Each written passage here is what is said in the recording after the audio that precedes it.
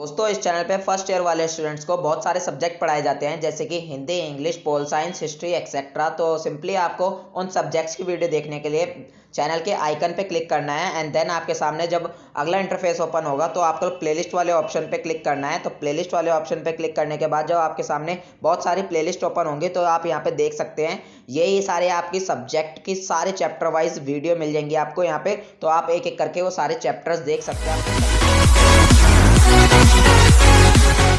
Hello guys, welcome to Srivastava classes. मैं हूं आशीष श्रीवास्तव और आज मैं बीए प्रोग्राम वाले स्टूडेंट्स को जो फर्स्ट ईयर में फर्स्ट सेमेस्टर में है, चाहे वो एनसी वेब से कर रहे हो या रेगुलर कर रहे हो या सोल से कर रहे हो, उन्हें एजुकेशन का जो चैप्टर नंबर है वो हम सेकंड पढ़ाने वाले हैं। तो गाइस सेकंड चैप्टर की ये सेकंड वीडियो है। इट मीन्स गाइस हमने सेकंड चैप्टर की फर्स्ट वीडियो जो है ये ऑलरेडी अपलोड कर दी है। तो अगर आपने वो वीडियो नहीं देखी है तो पहले आप उस वीडियो को देख लीजिएगा, तभी आपको ये सेकंड वीडियो समझ में आएगी सेकंड चैप्टर की। तो फर्स्ट वीडियो का जो लिंक है आपको नीचे डिस्क्रिप्शन में मिल जाएगा, बल्कि आपको फर्स्ट चैप्टर का भी लिंक आपको डिस्क्रिप्शन में मिल जाएगा। साथ ही साथ आपको बाकी जो सब्जेक्ट्स हैं आपके उनके भी सारे वीडियोस जो है आपको चैप्टर वाइज सारी वहां पे लिंक मिल जाएगा आपको। तो यूनिट आपको दिख ही रहा होगा, आपको यूनिट है आपकी फर्स्ट। तो यूनिट फर्स्ट में गाइज आपके जितने भी चैप्टर हैं सब धीरे धीरे वीडियोस के थ्रू कवर अप करा दिए जाएंगे। तो नाम क्या है हमारे सेकंड चैप्टर का, चाहिए पहले ये समझ लेते हो। तो शिक्षा की अवधारणा। तो गाइज शिक्षा की अवधारणा जैसे कि हमने फर्स्ट वीडियो में अपने यहाँ पे एक्सप्लेन करा था शिक्षा की अवधारणा के बारे में और बहुत सारी चीजें पढ़ी थी फर्स्ट पार्ट वाली वीडियो में, यानी कि सेकंड चैप्टर की जो फर्स्ट पार्ट वाली वीडियो थी उसमें मैंने आपको ये सारी बातें बहुत अच्छे से एक्सप्लेन करी थी। उसमें मैंने आपको ये शिक्षण का मतलब भी बहुत अच्छे से समझाया था। तो ये सब आप फर्स्ट पार्ट वाली वीडियो से पढ़ लीजिएगा। शिक्षण के मुख्य अंग भी बहुत अच्छे से समझाए थे मैंने आपको। ऐसे ही आपको परीक्षण भी बहुत अच्छे से समझाया था मैंने वहाँ पे, और साथ ही साथ परीक्षण के अंग भी समझाए थे। तो ये सब आप वहां से पढ़ सकते हैं। शिक्षण और परीक्षण के बीच में हमने अंतर भी बहुत अच्छे से डिफाइन करा था, तो आप वहां से ये सब चीजें पढ़ लीजिएगा। आप जो हमारा इस वीडियो में हम स्टार्ट करने वाले हैं वो करेंगे हम यहाँ से मतारोपण से। तो गाइस मतारोपण होता क्या है ये समझते हैं और पढ़ने की कोशिश करते हैं। तो फर्स्ट पॉइंट हमारा क्या कहता है इसका, ये समझते हैं। यह एक प्रक्रिया है जो मनुष्य की सोच को प्रभावित करती है, क्योंकि इस प्रक्रिया में मनुष्य के ऊपर कुछ निर्णय थोपे जाते हैं जो उसे मजबूरन करने होते हैं। तो देखिए गाइस मतारोपण क्या है, वो एक प्रक्रिया है, एक प्रोसेस है जो क्या करती है भाई, मनुष्य की जो सोच है, मनुष्य की जो थिंकिंग है उसको प्रभावित करती है, उस पर कुछ असर डालती है। क्योंकि गाइज इस जो प्रोसेस है, जो मतारोपण जो प्रोसेस है, क्रिया है, इसमें क्या होता है कि जो मनुष्य है, मनुष्य के ऊपर ना कुछ काम थोप देते हैं, कुछ निर्णय थोप देते हैं, कुछ बातें थोप देते हैं कि भाई तुझे ऐसा ही ऐसा करना है और कुछ करना ही नहीं है, तुझे बस ये चीज ये रूल फॉलो करना है और कुछ इसके अलावा नहीं करना, तुझे बस इसी के अकॉर्डिंग ही अपनी जिंदगी जीनी है। तो आप मेरा मतलब समझ रहे होगे, जिसे मनुष्य क्या करता है, मजबूरन करना पड़ता है उसे। तो आप समझ रहे होगे मेरी बात। जैसे कि मैं एग्जाम्पल देना चाहूँ तो आपने चीन वीन के वो शाउन वाउन मॉन्क्स वगैरह देखे होंगे, उनके साथ यही होता है। तो वो क्या करते हैं, उनको कुछ ऐसे रूल्स थोप दिए जाते हैं और कुछ ऐसी बातें समझा दी जाती हैं, तो वो ऐसे ही करते हो। और इसी टाइप से गाइस जो आप जानते होंगे टेररिस्ट वगैरह जो होते हैं, तो वो नॉर्मल क्या करते हैं, नॉर्मल लोगों को भी ऐसे बहकावे में ले आते हैं। तो वो क्या करते हैं, उन्हें बातें कुछ ऐसी समझाते हैं, ऐसी पट्टी पढ़ाते हैं उन्हें, कुछ ऐसे कायदे कानून रूल ऐसी कुछ बातें थोपते हैं जिनसे उनकी थिंकिंग ही बिल्कुल चेंज हो जाती है। वो मतलब मानते ही नहीं है अपने आप को कि हमारी थिंकिंग है कुछ, वो सिर्फ उसी चीज को सबसे बढ़िया मानते हैं जो उनको बताई गई है। तो आप मेरा मतलब कहने का समझ रहे होगे, जैसे आपने बहुत सी मूवी में भी देखा होगा, तो आप समझ चुके होंगे। अब हम बढ़ते हैं अपने नेक्स्ट पॉइंट की ओर। नेक्स्ट पॉइंट हमारा क्या कह रहा है ये समझते हैं। इस प्रक्रिया में जो मनुष्य अपनी खुद की सोच से परे हो जाता है, जैसे एक पंगु मनुष्य होता है। तो देखिए गाइस जो मतारोपण है, मतारोपण जैसे कि मैंने बताया एक प्रक्रिया है, इसमें क्या होता है, जो मनुष्य जो है वो अपनी खुद की जो सोच होती है, उसकी खुद की जो थिंकिंग होती है उससे बिल्कुल परे हो जाता है। मतलब उससे उसे यही नहीं पता रहता कि मेरी कुछ की थिंकिंग भी है, मुझे अपने आप को सोचना भी है, मुझे अपने अकॉर्डिंग ही कुछ करना है। नहीं, वो सिर्फ और सिर्फ उसी तरीके से करेगा जो उसे बताया गया है। तो आप समझ रहे होगे ऐसे में क्या होता है कि भाई वो एक पंगु मनुष्य की तरह होता है। पंगु यानी कि आप समझते हो लाचार व्यक्ति की तरह। जैसे कि मान लीजिए कोई अपाहिज है, तो वो सिर्फ कुछ मतलब एक तरीके से उसके पास चीजें हैं पर वो फिर भी नहीं कर पा रहा, तो इस वजह से हम उसे यहाँ पे पंगु कह रहे हैं, लाचार कह रहे हैं, अपाहिज कह रहे हैं, हैंडीकैप कह रहे हैं। तो आप बात समझ रहे होगे मेरी। तो मतारोपण का नेक्स्ट पॉइंट हमारा क्या कहता है ये समझते हैं। मतारोपण की प्रक्रिया में जो बातें मनुष्य को बताई जाती हैं वही बातें उसके लिए सर्वोपरि होती हैं। जैसे कि मैंने आपको ऊपर भी समझाया कि मतारोपण की प्रक्रिया में भाई मनुष्य को एक बात बताई जाती है, कुछ काम थोपे जाते हैं, कुछ बातें बताई जाती हैं जो उसके लिए बेस्ट होती हैं, वो इसके अलावा कुछ सुनेगा ही नहीं। उसकी कोई बुराई करे वो फिर भी नहीं मानेगा, कुछ भी कर ले, कितनी बुराई बता लो, कितना भी कुछ कर लो, तो वो नहीं मानेगा। जो उसे बताया गया है वो सिर्फ वो ही समझेगा और उसी को सबसे बेस्ट मानेगा, उसी को ही सबसे सर्वोपरि मानेगा। तो आप इसका मतलब समझ चुके होंगे। नेक्स्ट पॉइंट पढ़ते हैं। नेक्स्ट पॉइंट क्या है आइए समझते हैं। शिक्षा में मतारोपण का उपयोग नहीं किया जाना चाहिए क्योंकि इसमें तर्क करने की भावना समाप्त हो जाती है। तो देखिए गाइज, जो मतारोपण है, इसमें जो मतारोपण है ये शिक्षा के अंदर यूज नहीं किया जाना चाहिए। ये जो मतारोपण वाला प्रोसेस है शिक्षा में यूज नहीं करना चाहिए, उपयोग नहीं करना चाहिए। क्यों? क्योंकि गाइज इसमें तर्क करने की भावना को ही खत्म कर देते। तर्क करने की भावना यानी कि मान लीजिए आपको एक टॉपिक दे दूं मैं, मान लीजिए आपको एक टॉपिक दे दिया मैंने, आपसे मैं बोलूं कि इस पे कुछ अपने विचार दो, अपनी थिंकिंग बताओ इस टॉपिक पे कुछ, तो आप कुछ ना कुछ तो बोलोगे ही, सोच समझ के कुछ भी बोलोगे आप। जहां आपके माइंड में गलत ही आ रहा तो आप बोलोगे तो।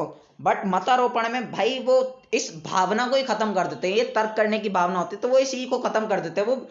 वो सिर्फ और सिर्फ उन्हीं के अकॉर्डिंग चलते हैं जो उन्हें बातें बताई जाती है। तो आप समझ रहे होगे मेरे बात को। तो ये तर्क करने की भावना को फिनिश कर देते हैं मतारोपण। तो मतारोपण जो प्रक्रिया आप इसे बहुत अच्छे से समझ चुके होगे, तो आप इसे एज इट इज ही लिखते चले जाइएगा और ऐसे ही सारे पॉइंट्स पेपर में यूज कर लीजिएगा। तो आप समझ चुके होगे मेरी बात को भी।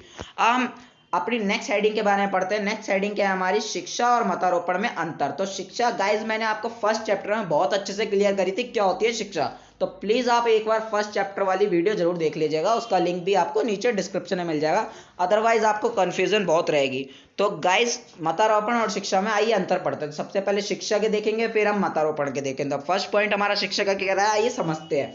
उद्देश्य विवेकशील मनुष्य का निर्माण करना होता है। यानी कि जो शिक्षा है उसका उद्देश्य क्या होता है? विवेकशील मनुष्य का निर्माण करना। यानी कि शिक्षा का जो टारगेट है वो क्या है? एक ऐसे मनुष्य का निर्माण करना जो विवेकशील है। विवेकशील यानी कि बहुत अच्छा है, जो तर्क वगैरह करता हो, योग या किसी बात को समझदारी से करता हो, अपनी सोच से करता हो या समझदारी से करता हो। तो आप मेरा मतलब समझ चुके हो। और बिल्कुल बिल्कुल इसके विपरीत है मतारोपण। मतारोपण में क्या होता है? इसका उद्देश्य एक ऐसे मनुष्य का निर्माण करना है जो तर्क ना करे, बिल्कुल भी तर्क ना करे। जैसे तर्क मैंने आपको बताया था, उसे कुछ बात बोल दी जाए तो वो उसको बिल्कुल सोचे समझा ना बस करने लग जाए। जैसे कि उसे समझाया गया है तुझे हमेशा ऐसे ही चलना, तो वो ऐसे ही चलेगा। वो कुछ सोचेगा समझा नहीं, उससे बोलेंगे कुएं में कूद जा तो वो कूद ही जाएगा। क्या अगर उसे कुएं में कूदना सिखाया गया तो वो खुद ही जाएगा वहां पे। तो आप समझ चुके होगे यहाँ पे उसमें तर्क करना नहीं बताया गया है, यानी कि सोच समझना बिल्कुल भी नहीं बताया जाता मतारोपण में। तो आप समझ रहे होगे मेरी बात को। ऐसी सेकंड पॉइंट हमारा क्या कहता है ये समझते हैं। मनुष्य की सोचने और तर्क करने की क्षमता को बढ़ाते हैं। यानी कि जो शिक्षा है वो क्या करती है? मनुष्य की जो सोचने और तर्क करने की, यानी तर्क मतलब किसी टॉपिक पे बोलने की, समझ के बोलने की, तो इस क्षमता को बढ़ाती है। बोलने की और सोचने की क्षमता को ना शिक्षा बढ़ाती है। जैसे कि आप जानते हो पढ़े लिखे जो मनुष्य होते हैं वो बोलते हुए ज्यादा हैं, वो किसी भी टॉपिक पे कुछ भी बोल सकते हैं और अपना ज्ञान बांटते फिरते हैं हर जगह, जैसे कि आप समझ चुके होंगे। ठीक है, तो इसी टाइप से क्या होता है गाइस कि जो मतारोपण है उसमें क्या होता है? मनुष्य की जो सोचने और तर्क करने की पावर है इसे कमजोर कर देते हैं। ठीक है, तो बिल्कुल इसके अगेंस्ट है, बिल्कुल उल्टा है इसका हिसाब। ठीक है ना, मतारोपण का शिक्षा का बिल्कुल सीधा और उसका बिल्कुल उल्टा। तो आप समझ रहे होगे। इसी टाइप से गाइज नेक्स्ट पॉइंट हमारा क्या कहता है? विचारों के निर्माण निर्धारित।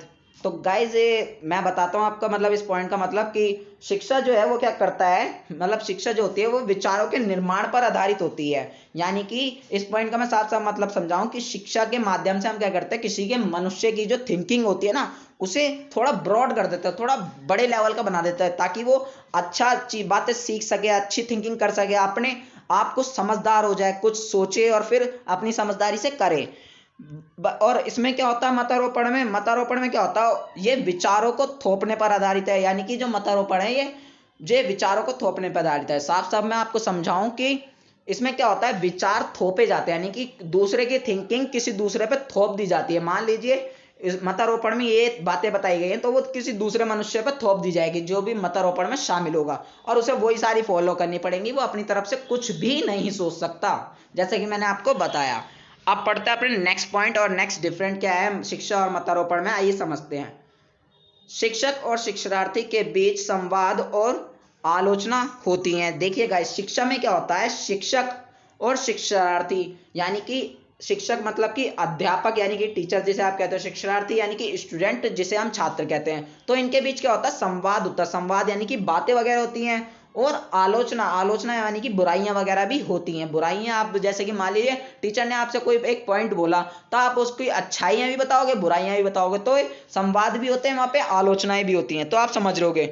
लेकिन मतारोपण में क्या होता है गाइस, यहाँ पे शिक्षार्थी से पालन करने की अपेक्षा की जाती है और आलोचना नहीं की जाती। यानी कि जो मतारोपण है, मतारोपण में सिर्फ ये उम्मीद की जाती है शिक्षार्थी से यानी कि स्टूडेंट से कि भाई वो उसे जो बात बताई है वो उसका पालन ही करे, उसके अगेंस्ट कभी ना जाए, उसके बारे में बुरा कभी ना बोले, वो सिर्फ उसी चीज को जैसा बताया गलत है तो गलत ही वो फॉलो करता रहे।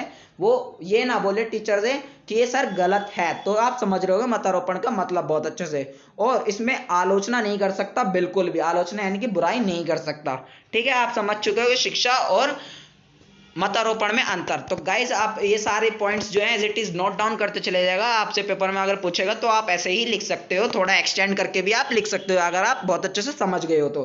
अब नेक्स्ट हेडिंग क्या है हमारी, अधिगम। अधिगम को अगर हम सिंपल लैंग्वेज में क्या है तो सीखना। तो सीखना क्या है आइए समझाता हूँ, मैं आपको एक्सप्लेन करता हूँ, आइए समझते हैं। फर्स्ट पॉइंट हमारा क्या कहता है, जब मनुष्य अपने वातावरण से सीखता रहता है और कुछ गुण उसमें पहले से ही होते हैं, अतः अपने अनुभव के आधार पर नए ज्ञान का विस्तार करना अधिगम कहलाता है। तो देखिए गाइस, अधिगम क्या है।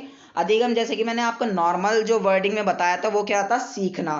तो सीखना किस टाइप का सीखना, यानी कि गाइस मान लीजिए ये आप हो, आपके चारों तरफ वातावरण है। वातावरण मतलब कि आपके मम्मी पापा, टीवी वीवी, आपके फ्रेंड्स वगैरह, आपके टीचर वगैरह, और मान लीजिए आपके यूट्यूब वगैरह। तो आप यहाँ सबसे कुछ बातें सीखते हो, कुछ ज्ञान लेते हो इन सब चीज़ों से, ठीक है। और कुछ गुण आप में पहले से ही होते हैं, ठीक है। तो ये आप ये दोनों गुणों को मिक्सअप करके, यानी कि इन दोनों गुणों को मिक्सअप करा के, जो आपको बाहर से मिला और जो आप में पहले से ही है, इन दोनों को मिक्सअप करके कुछ नया डेवलप जब कर देते हो, कुछ नई थिंकिंग बना देते हो, कुछ नया बना देते हो, तो उसी को हम क्या कहते हैं, अधिगम यानी कि सीखना। तो आप समझ रहे होगे अधिगम का मतलब, यानी कि कुछ चीज नई डेवलप आप अपने आप से कर रहे हो तो उसे हम अधिगम कहते हैं। तो आप समझ चुके होंगे मेरी बात को, अधिगम की किसे हम कहते हैं। तो आइए अपना नेक्स्ट पॉइंट पढ़ने की कोशिश करते हैं और समझते हैं। अधिगम एक ऐसी प्रक्रिया है जो हमारे पूरे जीवन निरंतर चलती रहती है। जैसे कि मैंने आपको समझाया, सीखना जो है गाइज कभी रुकता है क्या, नहीं। अगर आप सो भी रहे हो तब भी आप कुछ ना कुछ सीख रहे हो। बाई चांस मान लीजिए आप सोते सोते आपको सपना आ गया, ठीक है, आपको सपने में कुत्ते ने काट लिया, आप कुत्ते को छेड़ रहे थे, तो वहां पे आपको क्या समझ में मिली कि कुत्ते को नहीं कुछ करना चाहिए, वो हमें काट लेगा, कुछ हम कहेंगे तो वो पीछे लग जाएगा वगैरह वगैरह। तो आपको सीख ही तो मिली यहाँ पे, तो आप सीखे हो, अधिगम मिला है आपको। तो यही समझाना चाह रहा है कि अधिगम जो है वो एक ऐसी क्रिया है, ऐसा प्रोसेस है जो निरंतर चलती रहती है। निरंतर मतलब लगातार चलती रहती है, रुकती नहीं है कभी। आप किसी भी टाइम किसी भी स्थान पे कुछ ना कुछ सीख रहे होते हो हमेशा। तो आप समझ चुके होंगे अधिगम का भी बहुत अच्छे से मतलब। अब अधिगम को प्रभावित करने वाले कुछ कारक होते हैं, आइए समझते हैं कौन कौन से कारक है। तो आइए समझाता हूं मैं आपको। सबसे पहला जो कारक है वो होता है शिक्षक। शिक्षक यानी कि जैसे कि मैंने आपको बताया अध्यापक, आप इसे टीचर भी कहते हो। तो टीचर जो होता है ये अधिगम का एक कारक है, इसे प्रभावित करने वाला कारक है। यानी कि मान लो अगर टीचर नहीं होगा तो आपको सिखाएगा कौन। अब मैं टीचर से ये नहीं कह रहा कि जो आपके स्कूल में टीचर होता है वही आपका टीचर होता है, नहीं। अब मान लो आप घर पे हो, घर पे आपके माता पिता आपको कुछ ज्ञान दे रहे हैं, आप माता पिता से अपने कुछ सीख गए, तो वहां पे माता पिता आपके टीचर हुए, वो शिक्षक नहीं हुआ जो आपको स्कूल में पढ़ाता, नहीं। अब जैसे कि मैं आपको अभी यूट्यूब पे पढ़ा रहा हूँ वीडियोस के थ्रू, तो यहाँ पे मैं आपका शिक्षक हुआ, मैं आपको कुछ सिखा रहा हूँ तो मैं आपका यहाँ पे शिक्षक हुआ। इसी टाइप से गाइज मान लीजिए आपको फ्रेंड, आप अपने फ्रेंड से कुछ सीखे, तो वहां पे आपका फ्रेंड शिक्षक हुआ। तो आप समझ चुके हो, आप जब शिक्षक ही नहीं होगा तो आपको अधिगम कैसे मिलेगा, यानी कि आप सीखोगे कैसे। तो प्रभावित कर रहा है ना, यानी कि अगर अधिगम ही नहीं हो, मतलब शिक्षक ही नहीं होगा तो अधिगम कैसे मिलेगा, आप सीखोगे कैसे। तो ये पहला पॉइंट हो गया, ठीक है। इसी टाइप से शिक्षार्थी, अब जैसे गाइज सिखाने वाला जरूरी है ऐसे सीखने वाला जरूरी है। अब मान लो आप ही नहीं होगे, सीखने वाला ही नहीं होगा, तो कैसे अधिगम मिलेगा, यानी कि सीखेगा कौन जब सीखने वाला ही नहीं होगा।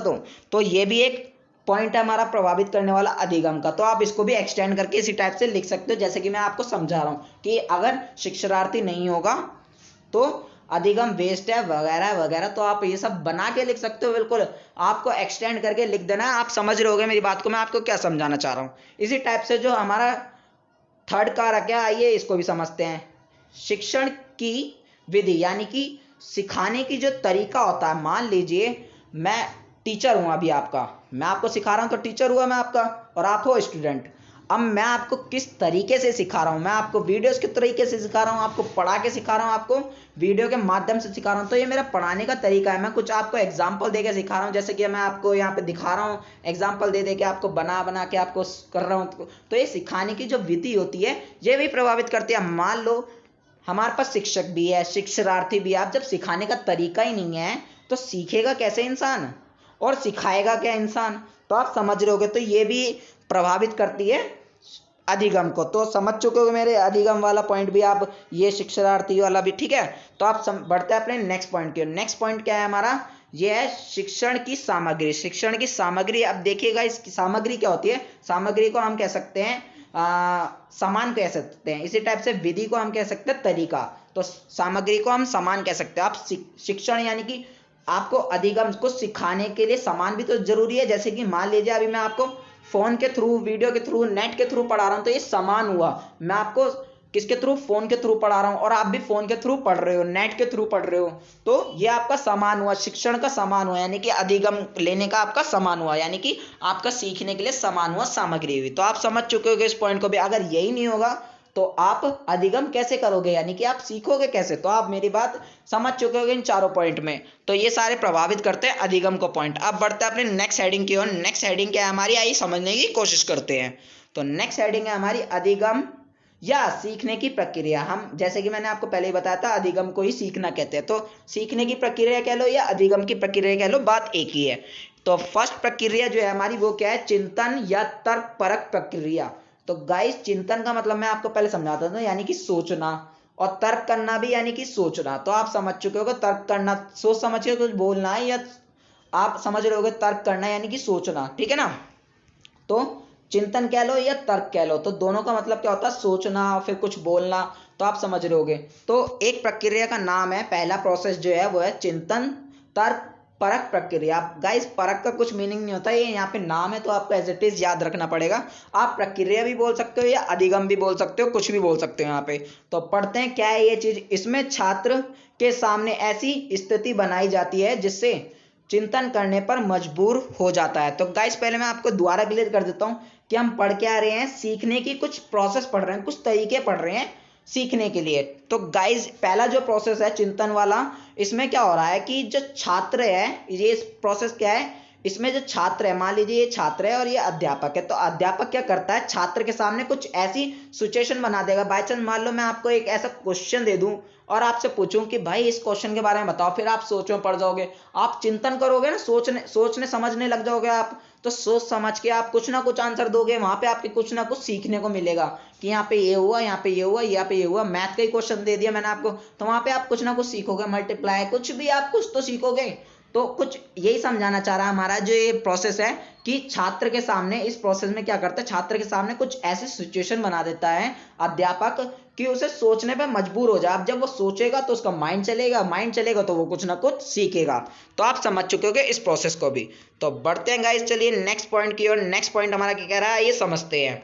तो नेक्स्ट पॉइंट हमारा गतिविधि अनुभव परक अधिगम। अधिगम कह सकते हैं हम, या प्रक्रिया, कुछ भी कह सकते हैं, ठीक है गाइज। तो गाइज, नाम तो आपको एज इट इज रटने पड़ेंगे, नाम का हम कुछ नहीं कर सकते। तो चलिए इसके अंदर की जो बातें हैं वो हम समझ लेते हैं क्या है। इस प्रक्रिया में कुछ ऐसे नियम बताए जाते हैं जिन नियमों का पालन करके छात्र अधिगम करता है। यानी कि ये जो प्रोसेस है अधिगम का, यानी कि सिखाने का ये वाला जो तरीका है, ये कैसा है कि इसमें कुछ नियम बता देते जाते हैं। मान लीजिए आप स्कूल में जाते हो, स्कूल में आपको बताते हैं ना कि अपने माता पिता को रोज आदर करो, पालन करो, ये नियम फॉलो करो, रोज टाइम से उठो, ऐसा करो वैसा करो, रोज इतने घंटे पढ़ो, वगैरह वगैरह। तो ये आपको कुछ रूल बता देते हैं, कुछ नियम बता देते हैं। इस वाले प्रोसेस में क्या होता है, आपको कुछ नियम बता दिए जाते हैं, कुछ रूल्स बता देते जाते हैं, जिससे आप फॉलो करते करते कुछ ना कुछ सीख जाओगे। तो यही है अपना सेकंड प्रोसेस सीखने का, यानी कि अधिगम का। तो आप इस पॉइंट को भी बहुत अच्छे से समझ चुके हो। अब लास्ट हेडिंग पढ़ लेते हैं गाइस हम अपनी। तो लास्ट हेडिंग क्या है हमारी, स्कूलिंग और शिक्षा। तो गाइस, शिक्षा मैंने आपको पहले भी बोला है कि आप फर्स्ट वीडियो जरूर देख लीजिएगा, फर्स्ट चैप्टर के, उसमें शिक्षा बहुत अच्छे से एक्सप्लेन करिए, बार बार आ रही है इस चैप्टर में भी। और स्कूलिंग क्या होता है आइए मैं आपको समझाने की कोशिश करता हूँ। इन दोनों के बीच में हम डिफरेंसेस पढ़ेंगे, यानी कि अंतर पढ़ेंगे क्या होता है। तो फर्स्ट पॉइंट हमारा क्या कह रहा है ये समझते हैं। शिक्षा औपचारिक, अनौपचारिक और निरौपचारिक होती है, परंतु स्कूलिंग औपचारिक होती है। तो गाइस जैसे कि मैंने आपको फर्स्ट चैप्टर में भी समझाया था, शिक्षा औपचारिक भी होती है, यानी कि औपचारिक जो हम स्कूल में लेने जा रहे हैं, यानी कि फॉर्मल जो होती है स्कूल में, वहाँ पे कायदे कानून वगैरह होते हैं, नियम होते हैं, कुछ आप कुछ भी नहीं कर सकते, सब रूल के अकॉर्डिंग होता है, तो वो औपचारिक कहलाता है। इसी टाइप से अनौपचारिक भी होती है, हम घर बैठे बैठे ले रहे हैं, और निरौपचारिक भी होती है। तो शिक्षा तीनों टाइप की होती है, परंतु जो स्कूलिंग है वो सिर्फ औपचारिक होती है, उसे सिर्फ हम स्कूल में ही जाके ले सकते हैं, यानी कि कुछ बाधाएं होती हैं, कुछ रिस्ट्रिक्शंस होती हैं, उसमें कुछ ऐसी रूल होते हैं आपके ऊपर कि आपको उसके अंडर में रहना पड़ता है। तो आप समझ रहे हो औपचारिक का, निरौपचारिक का और अनौपचारिक का भी मतलब। तो जो शिक्षा है वो औपचारिक, निरौपचारिक और अनौपचारिक तीनों टाइप की होती है, परंतु जो स्कूलिंग है वो सिर्फ और सिर्फ औपचारिक ही होती है, मतलब फॉर्मली होती है। आप ना नेक्स्ट पॉइंट पढ़ते हैं। नेक्स्ट पॉइंट हमारा क्या कह रहा है, ये समझते हैं। शिक्षा का कोई निश्चित समय एवं स्थान नहीं होता, परंतु स्कूलिंग का निश्चित समय एवं स्थान होता है। तो देखिए गाइस, ये पॉइंट कितना अच्छा है कि शिक्षा जो है उसका कोई फिक्स, निश्चित मतलब फिक्स, कोई टाइम नहीं होता, कोई जगह नहीं होती, आप हर जगह शिक्षा ले रहे हो। जैसे कि मैंने आपको फर्स्ट चैप्टर में समझाया था, आप लेटे उठते बैठते खाते शिक्षा प्राप्त कर रहे हो, आप कुछ ना कुछ सीख रहे हो, तो वही आपकी शिक्षा है। तो इसका कोई टाइम नहीं होता, इसका कोई स्थान नहीं होता। लेकिन स्कूलिंग का टाइम भी फिक्स होता है, आपका स्थान भी फिक्स होता है। जैसे कि आप टाइम पे स्कूल जाते हो, आपके टाइम पे सारे पीरियड लगते हैं, कौन सा सब्जेक्ट कब होगा सब टाइम पे होता है। इसी टाइप से स्थान भी फिक्स होता है कि आपको उस क्लास में बैठना है, आपको स्कूल के अंदर ही पढ़ना है, आप स्कूल के बाहर थोड़ी पढ़ लोगे, ठीक है ना। तो आप समझ रहोगे मेरी बात को, अंतर दोनों के बीच में आप समझ रहोगे। आप नेक्स्ट पॉइंट को पढ़ते हैं। नेक्स्ट पॉइंट हमारा क्या कह रहा है, ये समझते हैं। शिक्षा अनियोजित तथा नियोजित दोनों होती हैं, परंतु स्कूलिंग केवल नियोजित ही होती है। देखिए गाइस, जो शिक्षा होती है नियोजित का मतलब पहले आप समझिए। नियोजित मतलब कि प्लान, और अनियोजित का मतलब कि प्लान नहीं करना, ठीक है। तो जो शिक्षा होती है भाई, वो आपको प्लान करके भी दी जाती है और बिना प्लान करके भी दी जाती है। कैसे कि आप स्कूल वगैरह में जाते हो तो वहां पे सब पहले से ही प्लान होता है। प्लान कैसे, आपका टाइम इस टाइम पे ये सब होगा, ऐसे ऐसे होगा, तो वहां पे वो सब प्लान होता है। आप घर पे बैठे बैठे शिक्षा ले रहे हो, खेलते कूदते बैठते खाते शिक्षा ले रहे हो, तो वो प्लान थोड़ी करते हैं, वो आप इंस्टेंटली ले लेते हो, तो आपको वहां पे प्लान नहीं होता। तो शिक्षा जो होती है वो दोनों टाइप की होती है, यानी कि प्लान वाली भी होती है, नियोजित भी होती है और अनियोजित भी होती है। परंतु जो स्कूलिंग होती है वो सिर्फ और सिर्फ नियोजित होती है, यानी कि सिर्फ प्लान वाली होती है। आप जाते हो स्कूल में तो सिर्फ वहां पे प्लान होता है हर चीज का, आपको पहले से प्लान होता है कि ये टीचर ये पढ़ाएगा, ये छात्र इसके सिलेबस को इस पीरियड में पढ़ेगा, ऐसे ऐसे पढ़ेगा, इस टाइम के ये पीरियड लगेंगे वगैरह वगैरह। तो आप समझ रहे हो, सारा प्लान के जरिए वो सब होता है, तो आप समझ चुके होगे। अब नेक्स्ट पॉइंट हमारा क्या कह रहा है, ये समझते हैं। शिक्षा का स्वरूप बृहत होता है, परंतु स्कूलिंग का स्वरूप संकुचित होता है। तो गाइस, शिक्षा का जो स्वरूप है, स्वरूप मतलब कि हम रूप कहते हैं या फेस कह सकते हैं। इसी टाइप से बृहत का मतलब क्या होता है, बड़ा। तो शिक्षा का बड़ा रूप, इससे क्या मतलब हुआ हमारा कि शिक्षा जो है इसका कोई टाइम वाइम कुछ फिक्स नहीं होता, हमेशा चलती रहती है, हम हमेशा लेते रहते हैं, कोई टाइम नहीं है, कोई जगह नहीं है, हमेशा हमें शिक्षा कुछ ना कुछ मिल रही है, उठते बैठते खाते सोते नहाते हमें शिक्षा मिले जा रही है। तो इसका जो रूप है बहुत बड़ा है, यानी कि इसलिए हमने कह दिया इसका रूप बहुत बड़ा है एक सेंस में, ठीक है। इसी टाइप से जो स्कूलिंग है इसका स्वरूप कैसा है, इसका रूप कैसा है, संकुचित है। संकुचित यानी कि सिकुड़ा हुआ होता है, सिकुड़ा हुआ हम कह सकते हैं यहाँ पे छोटा। तो आप समझ चुके होंगे। तो शिक्षा हमें भाई सिर्फ स्कूल में जाके मिल सकती है, यानी कि स्कूलिंग जो है हमें स्कूल में ही मिल सकती है और कहीं नहीं मिलेगी। तो स्कूलिंग का मतलब सीधे सीधे यहाँ पे स्कूल से रिलेटेड है और कुछ नहीं है, आप समझ रहे होगे मेरी बात को। आप ना लास्ट पॉइंट और पढ़ लेते हैं। लास्ट पॉइंट हमारा क्या कह रहा है, ये समझते हैं। शिक्षा के उद्देश्य निश्चित और अनिश्चित भी होते हैं, परंतु स्कूलिंग का उद्देश्य केवल निश्चित होता है। तो देखिए गाइस, जो शिक्षा है इसका उद्देश्य यानी कि टारगेट जो है वो निश्चित भी होता है, अनिश्चित भी होता है। निश्चित यानी कि फिक्स, और अनिश्चित यानी कि फिक्स नहीं भी होते हैं। तो शिक्षा के जो भाई टारगेट होते हैं, हम शिक्षा क्यों लेते हैं, इसके कुछ फिक्स उद्देश्य भी तो होते हैं। यानी कि आपको डॉक्टर बनना है तो आप शिक्षा तभी तो लेते हो ना स्कूल वगैरह में जाके, तो ये आपके टारगेट फिक्स हुए। अगर आपको डॉक्टर वगैरह नहीं बनना, मान लीजिए आपको खेलते खेलते कोई शॉट मारना आ गया, तो उसका कोई टारगेट फिक्स थोड़ी होता। आप खेलने चले गए, आप तो इंस्टेंटली सीख गए, तो आप कुछ निश्चित थोड़ी करते गए थे, आप पहले से ही सोच के समझ के या फिक्स करके थोड़ी गए थे, नहीं, वो आपको इंस्टेंटली सीखने में आ गया। तो यहाँ पे जो टारगेट होते हैं, आपके जो उद्देश्य होते हैं वो फिक्स होते भी है और नहीं भी होते, आप समझ रहे होगे शिक्षा में। परंतु जो स्कूलिंग होता है वहां पे जो उद्देश्य आपके टारगेट जो है वहाँ पे पहले से ही फिक्स होते हैं, निश्चित होते हैं। तो आप इस चीज़ का मतलब समझ रहे होगे। मैं आपको फिर भी समझाता हूँ स्कूलिंग में कैसे निश्चित होते हैं आपके उद्देश्य। आप स्कूल क्यों जाते हो? किसी को डॉक्टर बनना होता है, किसी को वकील बनना होता है, किसी को क्लर्क बनना होता है, किसी को कुछ बनना होता है। तो इस वजह से ही तो होने जा रहे हैं। वो उनके टारगेट जो है, वो उनके जो उद्देश्य जो है वहां पे फिक्स है, इस वजह से वो स्कूल में जा रहे हैं। तो आप इसका मतलब बहुत अच्छे से समझ चुके होंगे। तो गाइज ये जो चैप्टर है हमारा यहीं फिनिश हो गया। हमारी इस चैप्टर की 2 वीडियो है, तो हमने अभी तक 2 चैप्टर ही कवर अप कराए हैं। बाकी के चैप्टर की भी वीडियो आपको जल्द से जल्द मिलेगी। अब मैं यहाँ पे आपको एक बात क्लियर करना चाहता हूँ कि गाइज आप मेरी थोड़ी प्रॉब्लम समझिए। मैं आपको भी पढ़ाता हूँ, मैं कम से कम आपको 8 सब्जेक्ट पढ़ा रहा हूँ और साथ साथ आपको इन्फॉर्मेशन भी देता हूँ सोल की। तो गाइज मेरे लिए थोड़ा हार्ड पड़ता है और साथ साथ मेरे को अपनी पढ़ाई भी करनी होती है। तो आप समझिए, आप बार बार कमेंट पे ये मत बोलिए सर फटाफट चैप्टर्स वगैरह लाइए, वीडियोस वगैरह लाइए। गाइज आप सिर्फ एक चैप्टर पे मत अटकिए। मैंने 8 सब्जेक्ट पढ़ा रखे हैं, तो 8 में से आपके कम से कम 1 से 2 सब्जेक्ट तो होंगे उनमें से। तो आप मैच करके उसे पढ़ना स्टार्ट कर दीजिए। आप बार बार ये मत बोलिए सर आगे की वीडियोस लाओ। मैं आपको सारी आगे की वीडियो सारे चैप्टर की सारी कंप्लीटली सिलेबस करा दूंगा। आप इस चीज की टेंशन मत लीजिए। आपको एग्जाम से 1-1.5 महीने पहले सारा कंप्लीट करा दूंगा सिलेबस। बट मेरे को थोड़ा टाइम भी तो चाहिए गाइज। आप जिस चीज को समझिए, एकदम से एक दिन में सब कुछ नहीं हो सकता। मैं धीरे धीरे करके अपने चैनल पे रोज कोई ना कोई चैप्टर की कोई ना कोई वीडियो लाता रहता हूँ, कोई ना कोई सब्जेक्ट की। तो आप समझ रहोगे। इस वजह से गाइज मैं आपको बार बार बोल रहा हूँ, आप कमेंट में ये पॉइंट ना कीजिएगा कि सर वीडियो वगैरह लाओ। मैं बिल्कुल सारे सब्जेक्ट की लाऊंगा, बट आप भी थोड़ा अपनी तरफ से ट्राई कीजिए मेरे को समझने की। तो आप समझ चुके हैं इस बात को भी। अब गाइज आपके इस चैप्टर से रिलेटेड कोई भी डाउट्स हो तो आप नीचे कमेंट बॉक्स में कमेंट कर सकते हैं, या मुझसे इंस्टाग्राम पे कांटेक्ट कर सकते हैं। मेरे इंस्टाग्राम आईडी का लिंक आपको नीचे डिस्क्रिप्शन में मिल जाएगा। तो मिलते हैं गाइस नेक्स्ट वीडियो में, तब तक के लिए थैंक्स फॉर वॉचिंग। जय हिंद, जय भारत। पसंद आए तो लाइक करिए, सब्सक्राइब करिए और शेयर तो जरूर करिए।